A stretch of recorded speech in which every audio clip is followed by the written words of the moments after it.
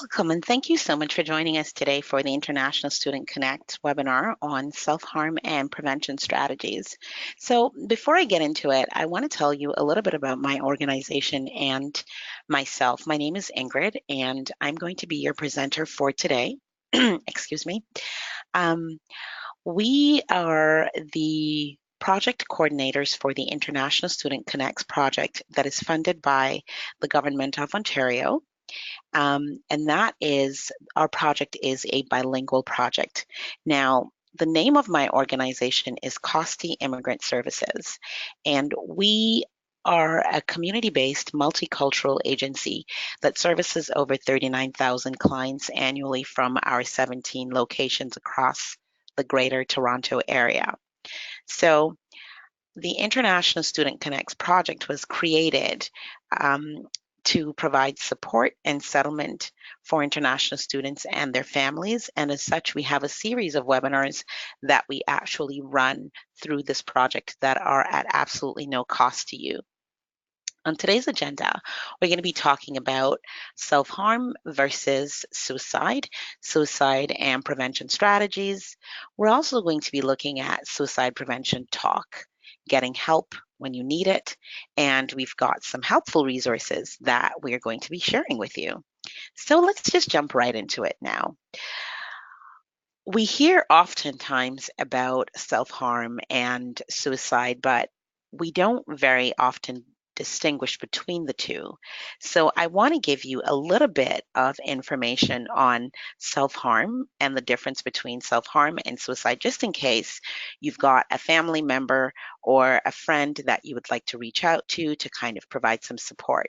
Now, self-harm or self-injury is when a person intentionally hurts themselves, but they don't necessarily intend to end their lives. So common acts of self-injury includes cutting the skin, burning the skin, perhaps hitting yourself at the point of injury, and preventing wounds from healing. So that's kind of what self-harm is. So a person who is perhaps having a mental breakdown, they don't want to, this person is not someone who's looking to die, but in order to deal with the pain that they're feeling, the best way they know how is to injure themselves. So they do so by cutting and other methods. Now, suicide is the intentional action of ending one's life. So self-harm can become suicidal. It can become a suicide. The majority of those who self-harm or self-injure do not have suicidal thoughts. When people are self-injuring, even though self-harm is not the same as suicide, self-harm can escalate into suicidal behaviors. So the intent to die can change over time.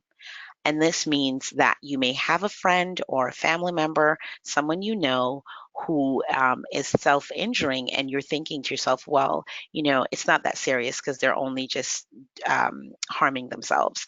No, that is actually, you still need to pay as much attention to someone who's saying, I feel like I want to kill myself, or I feel like I want to die.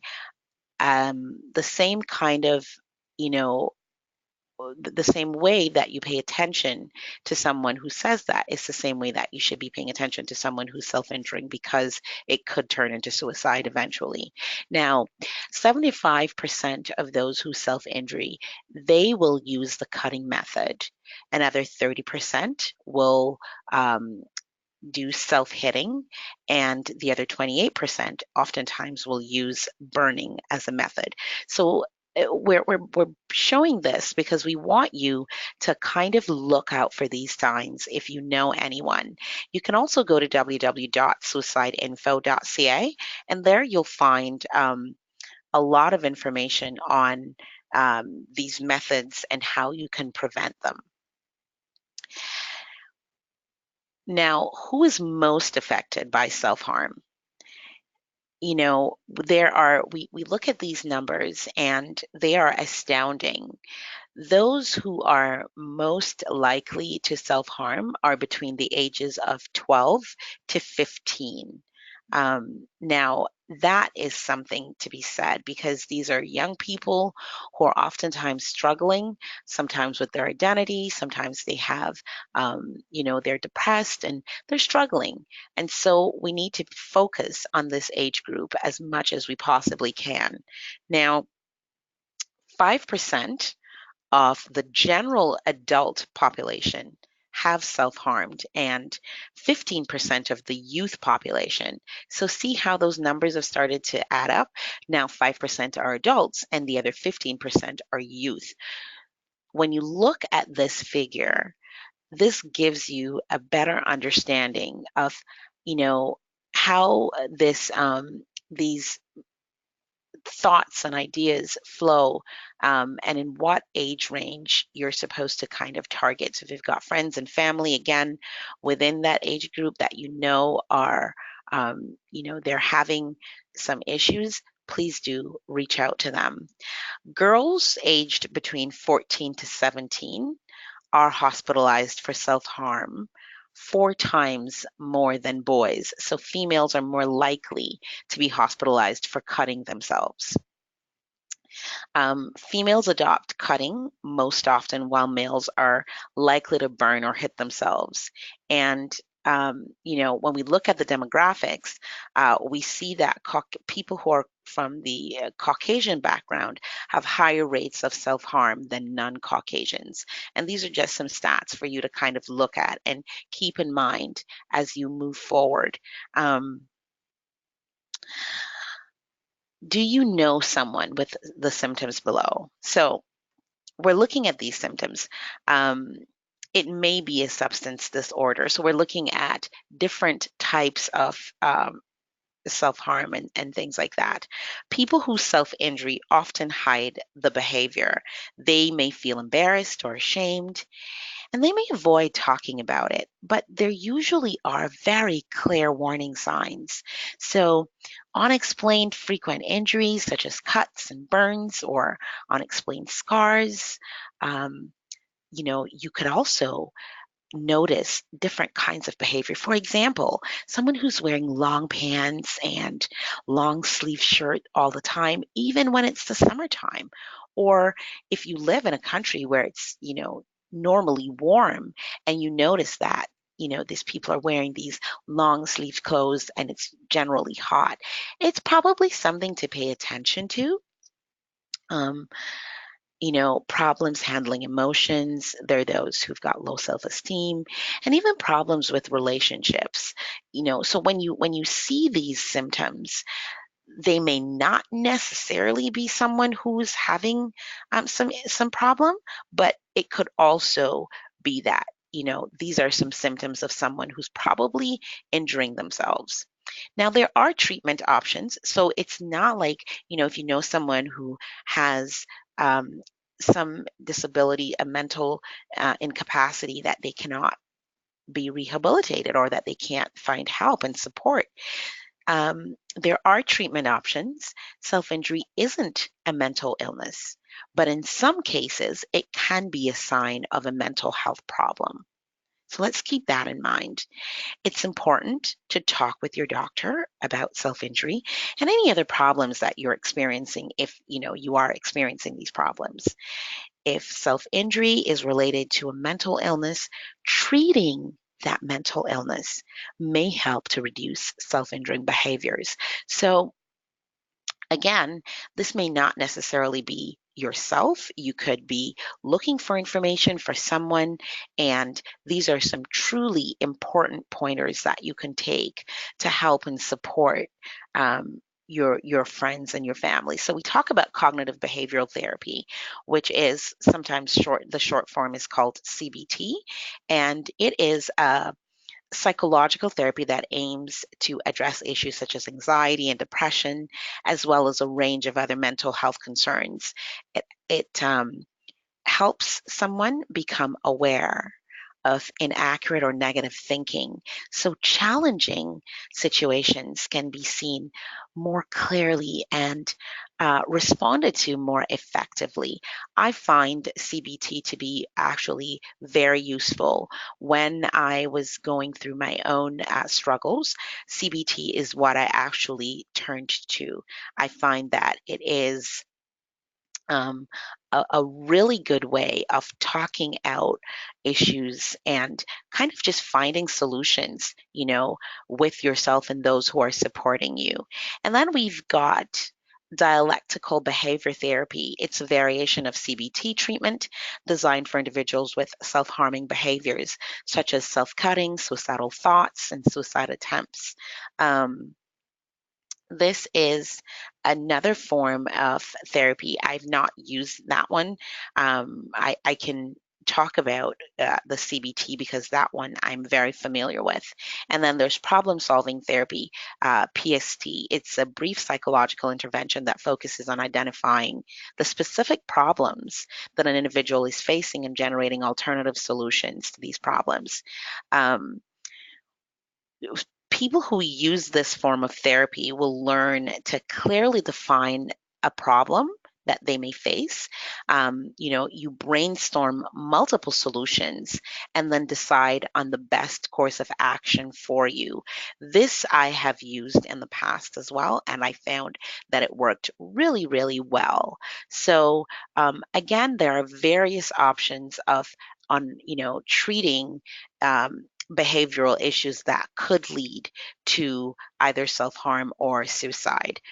There is a lot of treatment and support out there that you can use. Now, we'll look at some self soothing strategies because, if you think about it, you're not always going to have an opportunity to go and talk to someone.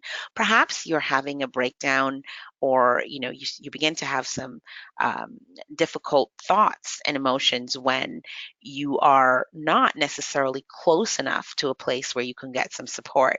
So, some of the soothing strategies that I have used and that I've heard other people use, if you're okay with scents, you can kind of burn some incense or scented candles, potpourri, take a bath with scented soap. The scents, sometimes, depending on which ones um, you feel are soothing for you. For example, I've used lavender. Lavender, I find, is very soothing. I've used that in my diffuser. I use lavender candles and different kinds of incenses that just kind of mellows me out. Touching, you know, uh, a massage, perhaps warm baths or cold showers, depending on which one works for you. Absolutely. You could use any of those. I have used all of these that are listed here when I personally have found myself in situations that I needed to find some soothing strategies. I listen to music that are soothing. There are specific types of music that I listen to. People will probably find this funny, but if you listen to some of the self soothing strategies that I've used in terms of music, are yoga music. Or, we've got these lullabies that we play for babies, and I find that they work amazing for me. So, if I'm having a difficult time, I'll just go to my phone and go to my playlist and just start playing these lullabies. Yes, guys, I know that it sounds kind of crazy, but trust me, it does work. It works really, really well. Some people will use different types of oral soothing, for example, chewing gum, perhaps crunching ice. I mean, I've done the ice crunching thing, but I'll tell you this, it's not necessarily the best because your teeth will eventually become quite sensitive, like mine has. And even though it's very soothing to do, I find that crunching the ice and having that the coolness go down my throat soothes me, but I don't recommend it for everyone. Um, or you can drink ice water. That's really good. Movement is another one. Walking, exercising, hitting a pillow. Don't hit the wall, perhaps. hit a pillow. If you want to get a little bit of rage out, then punch a pillow. Don't punch the wall. Then you won't hurt yourself, but you would have done the movement, and that could soothe you. Ripping paper is another one. Sounds kind of crazy, but trust, ripping that paper is also a very good soothing exercise that could help you to overcome some of your struggles until you're able to talk to someone about it. We're moving into suicide and prevention strategies. So, the language of suicide, I want to talk about that because the power of words is something that I don't think we think of very often when we talk about these different issues and struggles that people have. We will just come out and say certain things, and it's not always the best way. So I wanted to touch on the power of words and the language that we use as we talk about, suicide. Suicidal matters. Your tone needs to be quite sensitive. Yes, I know that some people have never lived through any of these experiences, and so it's probably a little bit difficult for people to kind of grasp, but it is challenging for those who are going through this situation at the time when they're going through it. And I'm just imploring you, if you are someone or you know someone who struggles with suicidal thoughts, um, to be a little gentler in your tone and the way that you approach the matter. Um, you know, suicide, suicide death, death by suicide, death died by suicide. These are easier words to speak. However, when you're going to express and then you say something like, well, she committed suicide. Um, Someone committing suicide, completed suicide, or it was a successful suicide. These words have historically been used to describe a death by suicide. The suicide prevention community is now realizing that this language is not accurate, nor is it really helpful to those who are left behind, or people who are struggling with this. Um, the word committed, if you think about it, is criminal. So you've committed suicide. So not only are you saying that this person has passed away, but you're saying that the person committed a crime. And when someone is suicidal, it's not criminal. You're actually going through a difficult time at that moment, right? The term successful, used to describe suicide death, does not also reflect the reality. Every suicide death is actually a tragedy. So it's not a success, you know. And likewise, to describe a suicide attempt that does not result in death as a failure, unsuccessful, or incomplete is also, if you think about it, not really very helpful, right? Nor is it accurate. Each of these terms imply that the person who attempted suicide is a failure, when in fact, a suicide attempt does not result in death. That actually gives a person an opportunity to find a solution, and it gives them hope. So, the terms non-fatal suicide attempt or just suicide attempt more accurately and appropriately reflects the actual event. So I'm just imploring you to kind of keep that top of mind as you discuss different types of ways in which people perhaps have gone about wanting to end their lives. It's not something that we should take very casually. Potential risk factors for suicide, there's not one actual single cause that we can use and say this will explain or predict a suicide. Thoughts of suicide or suicide related behaviors are truly a result of a combination of personal, social, and cultural factors. The presence of these factors is different from person to person over their lifetime. So, at one moment, I may feel like I want to commit suicide, but in another moment, I may not feel like that because the circumstances that got me to that point has changed. And so the presence of these factors will change it from person to person, and it will change over the course of someone's life as well. So, some potential risk factors are mental health, like mental illnesses like depression and a sense of hopelessness or helplessness. This means that the person may believe that their life or their current situation will never improve. And so, if you know someone or you're in that situation, I'm here to tell you that no matter what it is, there's always um, something positive to look forward to.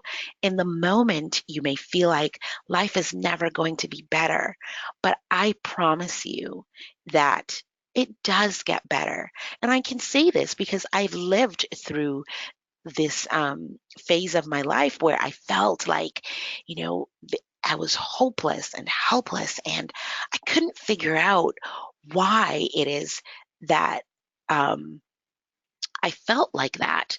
And then eventually, when I reached out and started to get support, I began to unpack the suitcase and I began to recognize that there were different factors that were contributing to my feelings of hopelessness and helplessness and depression and anxiety.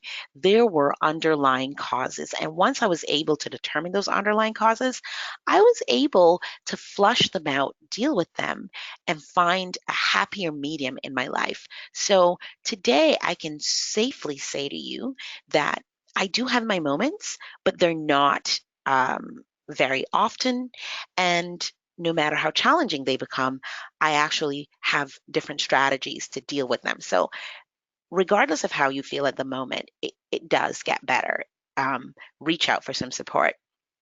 Now, misuse of alcohol or substances, so chronic long-term physical pain or illnesses can also be part of the risk factors. Trauma, for example, violence, victimization like bullying, childhood abuse, or neglect. And sometimes, if you have a family member or a friend who committed suicide, it may be that that person went through that and that affects you later. So these are also some additional factors to consider. Um, Major life changes or stressors, such as unemployment, homelessness, poor physical health or physical illnesses, the death of a loved one, harassment, discrimination, lack of access to or availability of mental health services, sometimes personal identity struggles, sexual, cultural identity crises can also contribute to suicidal thoughts. But again, like I've said earlier, um, never feel that you are alone. There's always support that, you can reach out to someone, talk about it, and be honest about your feelings as you talk about how you feel and about what is happening to you. If you've lost your job, it's not that, you shouldn't feel that, I've not accomplished something that I really wanted to. You can have that feeling, but there are ways to get over that, and reaching out to others and getting support will definitely help you with that. Now, anxiety and suicide statistics. I wanted to point this out because I wanted you, whoever you are that's watching this, whether you've got friends or family, or this webinar is, this information is directed at you personally. I need you to understand that you're not alone. There are a number of people who struggle. For example, 46% of students reported feeling so depressed in previous years it was difficult to function, increased from 40% in 2013. We've got 65% of students reported experiencing overwhelming anxiety in previous years, and that went up from 58% in, I'm using statistics from 2013.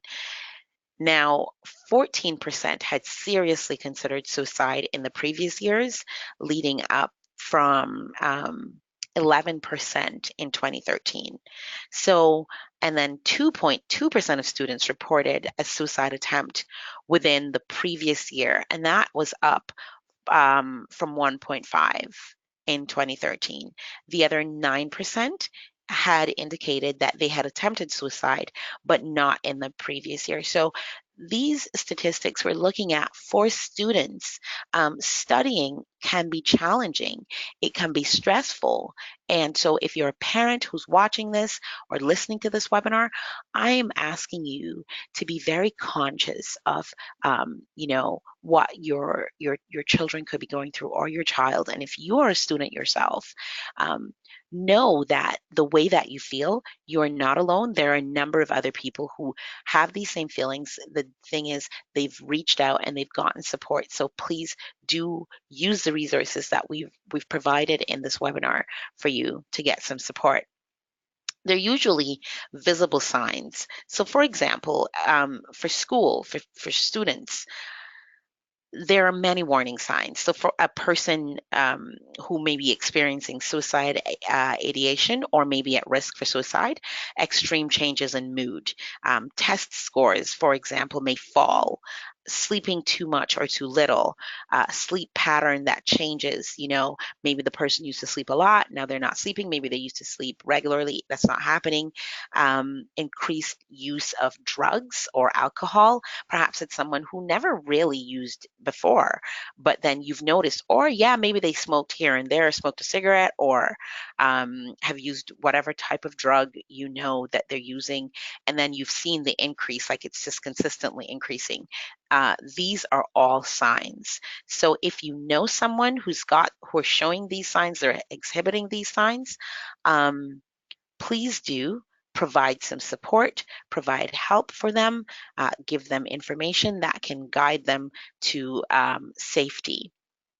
Help is available, and here are some ideas that we've got for you. You can go to www.thelifelinecanada.ca. The link is showing right here on this webinar, and we can leave them for you. If you email us, you can have these links to find some support. Uh, First of all, if your feelings may seem like, it's just too much right now to handle, it is important to know that thinking about suicide does not mean that you will lose control or act on these thoughts, right? Having thoughts of suicide does not mean that you're weak. It doesn't mean you're crazy. Um, there are many people who think about suicide because they're looking for a way to escape the pain that they're feeling. I can tell you, when I had first thought about this, I can't remember at what age I was. I know that I was a teenager when I first thought that, I want to end my life, but I didn't really, really want to end my life. I just knew that the pain that I was feeling, I couldn't touch it. I couldn't hold it. I couldn't stop it. It was kind of like just this ever floating idea that was just there, and it was painful, and I couldn't get rid of it. And so I wanted it to end. And then I also thought, if only someone can make this pain go away, then I will feel better. And so, with that thought in mind, I did not want to die.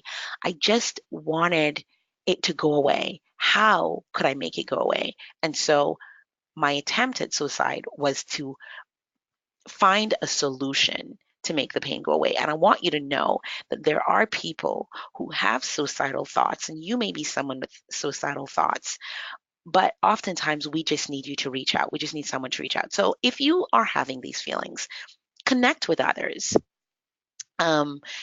Perhaps it's your friends or your family members. Connect with them. Um, if you're worried that you may lose control or do something to yourself, tell someone.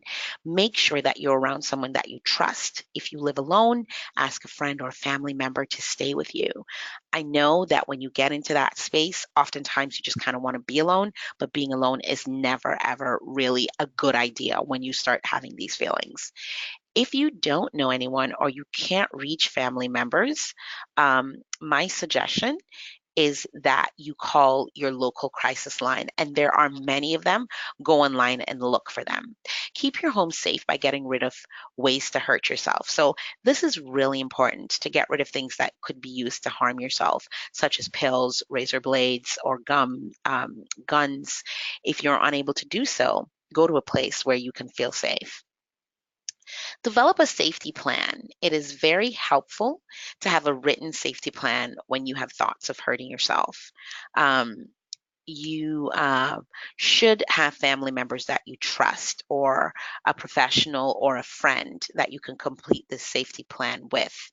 Keep this plan somewhere where you can find it easily. So, for example, write down the steps that you will take to keep yourself safe, right? Um, if you know that you're going to perhaps when you get to a point where you start to feel like you're losing control, what are some of the things that you need to do?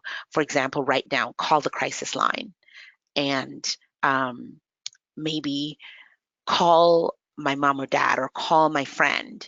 Write down these things. What do you need to do if you've got pets? You need to put them away and things like that. Write down all of these things that you know you are going to need. If you go to the Lifeline Canada.ca, there are actually different ways that you can create different plans for yourself. Now, the suicide prevention talk. Tell someone, always tell someone about your own suicidal thoughts. Ask if you are worried about someone, ask them if they're having suicidal thoughts. Listen if someone is in distress, listen to them. Sometimes we just need to talk to someone, um, and then all is well with the world. Keep safe. If someone is in crisis, the first priority is to keep this person safe. So that means you take away whatever things are there that they could use to harm themselves, and you try to keep them safe. If you have to check them in a hospital, check them in a hospital. If you've got to check yourself in a hospital, do that. Don't be embarrassed. Do it. Another thing that I want you to keep in mind is that you never swear to secrecy. If someone is telling you, I feel like I want to kill myself, but please don't tell anyone, this is one time that you breach confidentiality and you talk about this. You go and you tell someone, Ingrid is having suicidal thoughts. She says she's going to kill herself. Do not take it lightly, because people don't just say, I'm going to kill myself or I want to die. It is usually something that is triggering that feeling. Contact a professional for help, and you can also contact the 911 emergency if that is happening. Now, here are some strategies and coping suggestions for your safety plan. Um, Remind yourself of the reasons you are living, okay? Write down at least 5 things. I used to do 10, but I'm telling you now, as a start, write down about 5 reasons that you feel that you should be alive, and the things that gives you joy. Start with 5, because I'm sure that you can find 5. The next thing that you need to do is call a friend or family member. Call a backup person if the person if you have no friends or family members that are available. Keep a backup person, keep someone who is your backup that you can call. Call a care provider, so call a crisis line. If you don't have a friend or family, call a care provider. If you can't find a care provider, then, and when we say a care provider, we're talking about a psychologist, a psychiatrist, a therapist, a counselor. We've got multiple different support systems right here in Canada that you can call. Um, Go somewhere and where you feel safe. If you realize that you don't have some support, go to a safe place. Find a place, a community center or something. Go to an emergency room at the nearest hospital. Um, if you feel that you can't get to the hospital safely, if you feel like, oh my God, I'm trying everything and I just cannot make it there, call 911 and let them transport you to the hospital. Believe me, you can do this, okay? Now, decreasing suicidal thoughts. You can start, like, suicidal thoughts are very overwhelming. There's an antidepressant skill workbook at www.karma.ca or at www.heretohelp.bc.ca, depending on where you are and depending on what you want to live, on what you, depending on where you are and what you want to use, I should say. Now, when we talk about restart your living, we're talking about, most people don't do the things that normally keep their mood positive when they feel suicidal. So, you may be depressed and you're like, okay, I don't really want to do anything. I just want to stay in bed today. I just want to stay here and sleep. If you start feeling like that, start the self talking process. I know that people will say, oh, why are you talking to yourself? Hey, I love talking to myself. All right. Ain't nothing wrong with talking to yourself. So, start the self talking process and tell yourself, listen, I need to get out of bed and I need to do some stuff.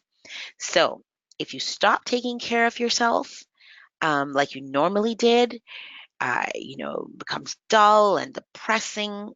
When you feel low, it's easy to stay focused on things that are negative and upsetting in your life. This makes it very easy for the suicidal thoughts to start creeping in. You're alone, you're not combing your hair, you're not doing your makeup, you're not taking a shower, things like that. Now, you need to get rid of that. So, for example, many people have relationships with loved ones, pets they love, religion, goals and dreams, or different responsibilities to others in their lives that gives them a reason to live. Find that reason and restart your living. Okay. Problem solve. It's always helpful to think of ways other than suicide that you can solve your problems. So I remember when I would have suicidal thoughts, a big part of my issue was that I just always felt like, I'm not doing enough. I haven't done enough. I need to be perfect. Things need to be perfect. I have to get it done and I have to get it done right. And I used to be really hard on myself. And then I started realizing that, you know, how can I get this done without the perfection edge?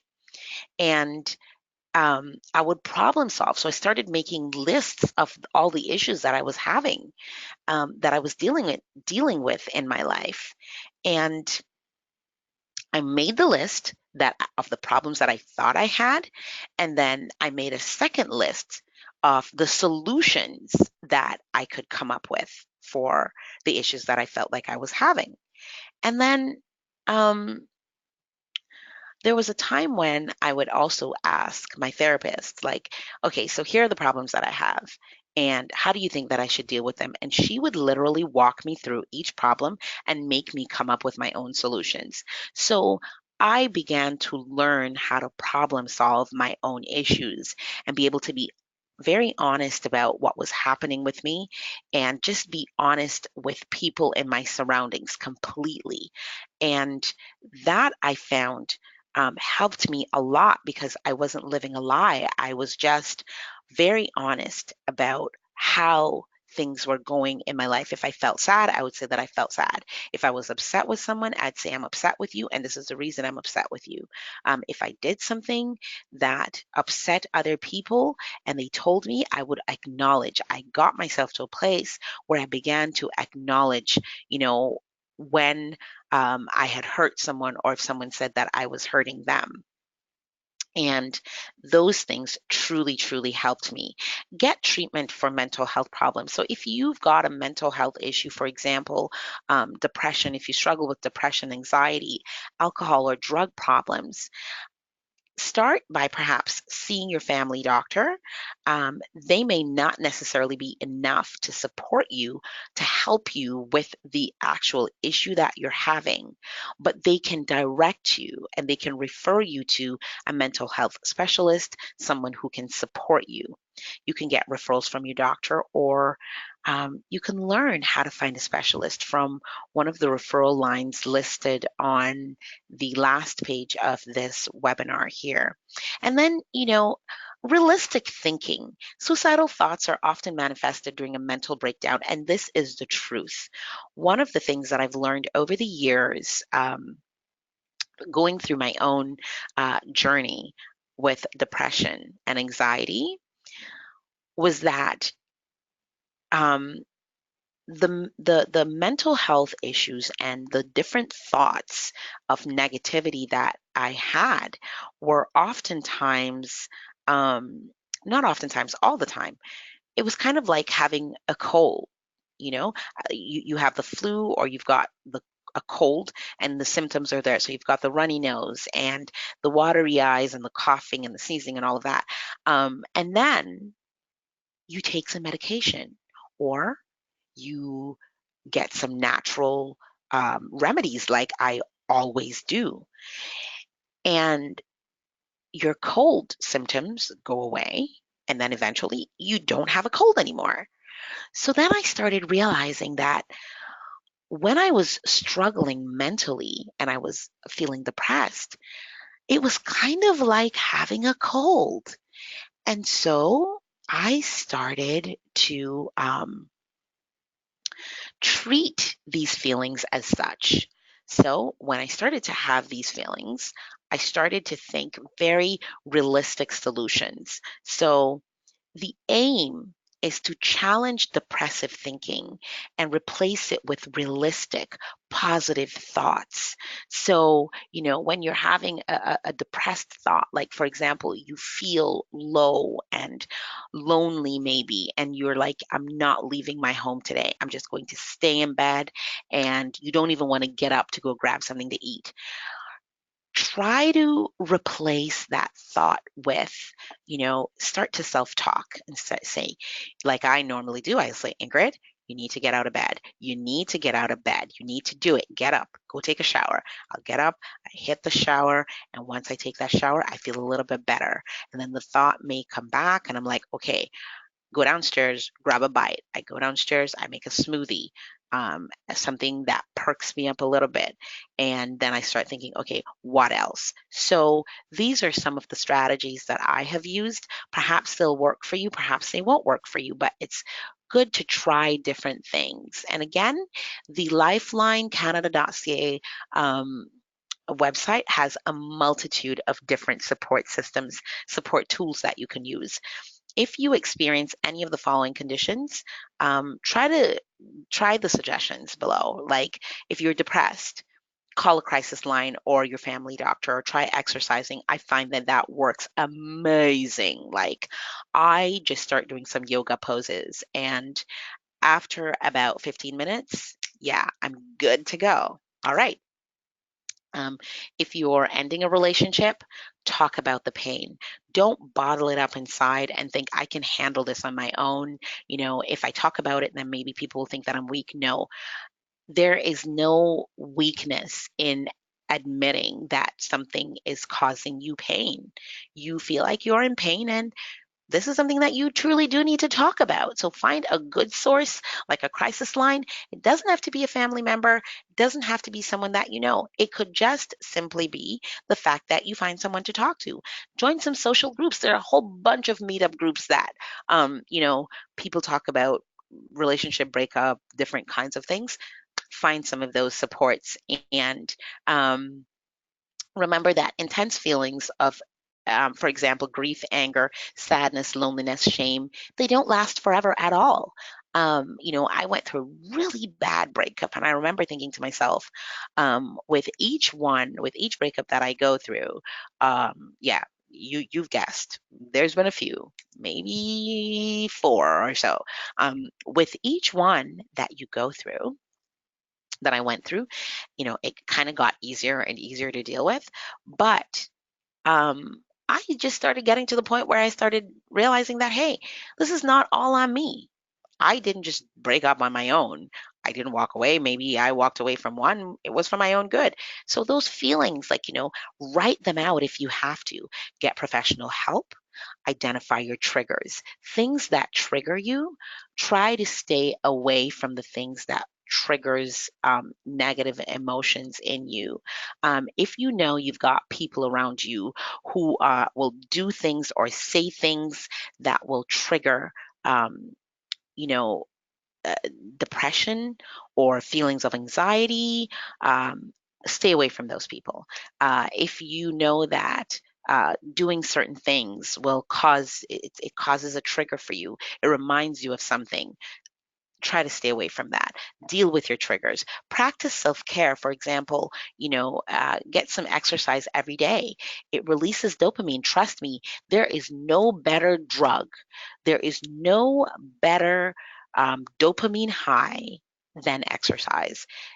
That bad boy comes in and cracks you upside the head. You feel so good when you're done.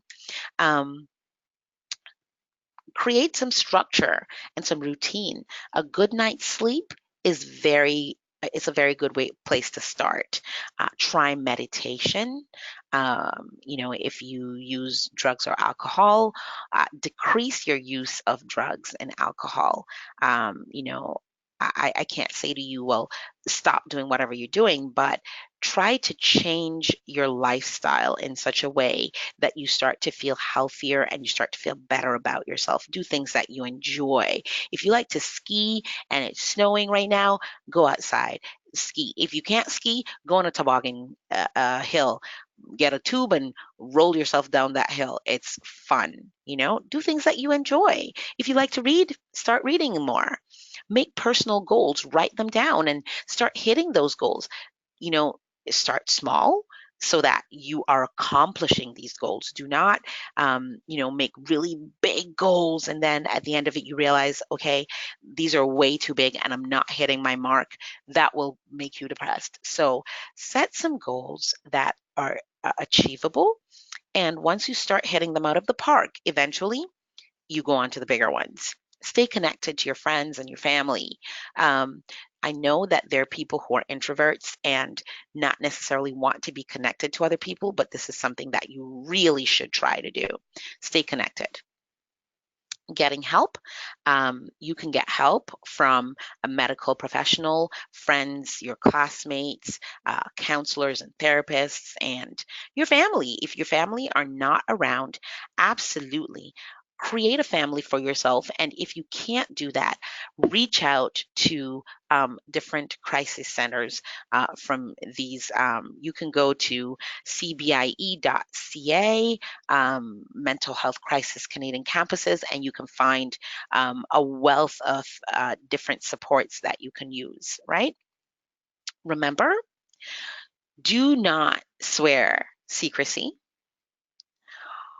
remove dangers that are around you, and get professional help. And always keep top of mind that if you need immediate support, 911 is available. Now, for some helpful resources that we've got for you, here are a list of different resources that you can use. There's Calm, it's www.calm.com. Mood Kit, www.thriveport.com. Products, Mood Kit. There is DBT, Dairy, Card, and Skills Coach, uh, Talk Life. You can absolutely reach out. So go to these websites and check out the information that they have. And we've also found some apps for you coping with suicidal thoughts. This is on the Lifeline Canada's website, the toolkit mental health commission.ca. You can download those apps. Beyond Blue is also another app that you can download. And the Canadian Association for Suicide Prevention, there's another really good tool for you. Um, for additional resources, once again, 911 is If you feel that you can't do anything else and you need support, contact 911 and explain the situation. Canada's suicide prevention services is 24/7. It's 1-833-456-4566. Good to Talk Student Helpline is another one, 1-866-925-5454. Ontario's Mental Health Helpline is another one, 1-866-534-2600. Those are some supports for you. And from the International Student Connects project, we do have a transition plan that you can access going to our website. You can access this information that will help you, especially if you're planning to remain in Canada after you graduate. This transition plan will be critical in your planning. Um, if you want to reach out to us, you can call us at 1-844-871-4567. It's the International Student Connects Project, or you can email us at isc@costi.org. Now, if you need any additional information from us, please do feel free to send us an email and we'll be happy to help you and to discuss anything that you have to discuss that arose out of this webinar. I thank you so much for joining me today. It was amazing talking about this topic and just being able to share some of my own stories with you. I look forward to hearing from you, and I say go out there and have a beautiful, positive, happy experience with life. Life is beautiful. So, once again, if you need to talk to us, please feel free to give us a call or send us an email. Thank you for joining us for the International Student Connects webinar. I'll see you in the others.